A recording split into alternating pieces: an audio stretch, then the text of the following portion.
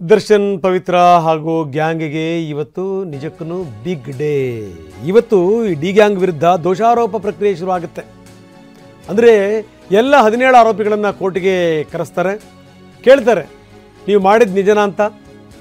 ಜೈಲಿನಲ್ಲಿರುವಂಥ 6 ಆರೋಪಿಗಳು ಕೂಡ ಖುದ್ದಾಗಿ ಹಾಜರಾಗಬೇಕು. ಈಗಾಗಲೇ ಕೋರ್ಟ್ನಿಂದ ಸಂದೇಶ ರವಾನೆ ಆಗಿದೆ. ಅವ್ರನ್ನ ಕೇಳ್ತಾರೆ ಏನರಪ್ಪ ನೀವು ಮಾಡಿರೋದು ನಿಜನಾ ಅಂತ. ಒಪ್ಪಿಕೊಂಡ್ರೆ ಶಿಕ್ಷೆಯ ಪ್ರಮಾಣ ಪ್ರಕಟ ಆಗಬಹುದು, ಒಪ್ಕೊಳ್ಳಿಲ್ಲ ಅಂತಂತಂದರೆ ಪ್ರಕ್ರಿಯೆ ಮುಂದುವರಿಯಬಹುದು, ಅಂದರೆ ಸಾಕ್ಷ್ಯ ವಿಚಾರಣೆ ಆಗಬಹುದು. ಇದು ಒಪ್ಕೊಳ್ಳಿಕ್ಕೆ ಸಾಧ್ಯವೇ ಇಲ್ಲ, ಪ್ರಶ್ನೆ ಬೇರೆ. ಅವರು ಒಂದಲ್ಲ ಒಂದು ರೀಸನ್ ಹೇಳ್ತಾರೆ, ಮತ್ತಿದು ಕಂಟಿನ್ಯೂ ಆಗುತ್ತೆ. ಇದು ದೋಷಾರೋಪ ಪ್ರಕ್ರಿಯೆ. ಬನ್ನಿ, ನಮ್ಮ ಪ್ರತಿನಿಧಿ ವಿಕಾಸ್ ಈಗ ನಮ್ಮೊಂದಿಗೆ ನೇರ ಸಂಪರ್ಕದಲ್ಲಿದ್ದಾರೆ. ವಿಕಾಸ, ಏನಿದು ದೋಷಾರೋಪ ಪ್ರಕ್ರಿಯೆ, ಹೆಂಗೆ ನಡೆಯುತ್ತೆ?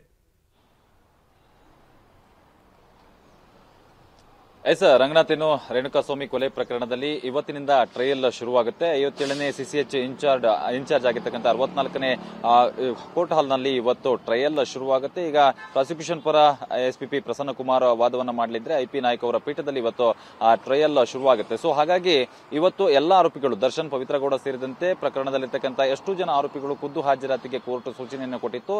ಸೊ ಕೋರ್ಟ್ ಮುಂದೆ ಅಷ್ಟು ಜನ ಆರೋಪಿಗಳನ್ನ ಕರೆತಂದು ನಿಲ್ಲಿಸಲಾಗುತ್ತೆ ಮತ್ತು ಅವರ ಮೇಲೆ ಚಾರ್ಜ್ ಮಾಡಿರ್ತಕ್ಕಂಥ ಮತ್ತು ಚಾರ್ಜ್ ಶೀಟ್ ನಲ್ಲಿ ಉಲ್ಲೇಖಿಸಿರ್ತಕ್ಕಂತಹ ಸೆಕ್ಷನ್ಗಳ ಅಡಿಯಲ್ಲಿ ನಿಮ್ಮ ಮೇಲೆ ಇರತಕ್ಕಂತಹ ಆರೋಪಗಳು ಏನೇನಿದೆ, ಅಂದ್ರೆ ಕಿಡ್ನಾಪ್ ಆಗಿರಬಹುದು, ಕೊಲೆ ಆಗಿರಬಹುದು ಮತ್ತು ಈ ಒಂದು ಕೊಲೆಯಲ್ಲಿ ಭಾಗಿಯಾಗಿರುವುದಾಗಿರ್ಬೋದು. ಸೊ ಅವೆಲ್ಲ ವಿಚಾರಗಳು ಇರುವಂತಹ ಆರೋಪಗಳನ್ನ ಅವರಿಗೆ ತಿಳಿಸಲಾಗುತ್ತೆ. ಇದನ್ನ ಒಂದು ವೇಳೆ ಅವರು ಫೀಲ್ ಗಿಲ್ಟಿ, ಅದನ್ನು ಒಪ್ಕೊಂಡ್ರೆ ಒಂದು 3-4 ದಿನಗಳಲ್ಲಿ ಅವರಿಗೆ ಶಿಕ್ಷೆಯನ್ನ ಪ್ರಕಟಿಸಬಹುದು. ಮತ್ತು ಇದನ್ನ ನಿರಾಕರಿಸಿದ್ರೆ ಮತ್ತು ಈ ನಿರಾಕರಣೆ ಮಾಡಿದಲ್ಲಿ ಅವರು ಏನು ವಕೀಲರನ್ನು ನೇಮಕ ಮಾಡಿಕೊಂಡು ಇದರ ಟ್ರಯಲ್ ಅನ್ನ ಇವತ್ತಿಂದ ಶುರು ಮಾಡುತ್ತೆ. ಹಿಂದೆ ಏನು ಬೇಲ್ ಅನ್ನ ಕ್ಯಾನ್ಸಲ್ ಮಾಡಿರ್ತಕ್ಕಂಥ ಸುಪ್ರೀಂ ಕೋರ್ಟ್ ಆದಷ್ಟು ಬೇಗ ಟ್ರಯಲ್ ಶುರು ಮಾಡಬೇಕು ಅಂತೇಳಿ ಕೂಡ ಸೂಚನೆಯನ್ನ ಕೊಟ್ಟಿತ್ತು. ಆ ಹಿನ್ನೆಲೆಯಲ್ಲಿ ಇವತ್ತಿನಿಂದ ಟ್ರಯಲ್ ಶುರುವಾಗುತ್ತೆ ಮತ್ತು ಇದಕ್ಕೆ ಸಂಬಂಧಪಟ್ಟಂತೆ ಈ ಒಂದು ಪ್ರಕರಣದಲ್ಲಿ ಆರೋಪಿಗಳ ವಿರುದ್ಧ ಎಲ್ಲಾ ರೀತಿಯಂತ ಏನು ಸಾಕ್ಷಿಗಳಾಗಿರ್ಬೋದು, ಎವಿಡೆನ್ಸ್ ಏನೇನು ಸಿಕ್ಕಿದಾವೆ ಅವೆಲ್ಲವನ್ನು ಕೂಡ ಪ್ರಾಸಿಕ್ಯೂಷನ್ ನೇರವಾಗಿ ಇವತ್ತು ಸಬ್ಮಿಟ್ ಮಾಡಿ ಮತ್ತು ಎಲ್ಲ ಪ್ರಕ್ರಿಯೆಗಳನ್ನ ಮುಂದುವರಿಸುತ್ತೆ. ಇವತ್ತು ಮಧ್ಯಾಹ್ನದ ನಂತರದಲ್ಲಿ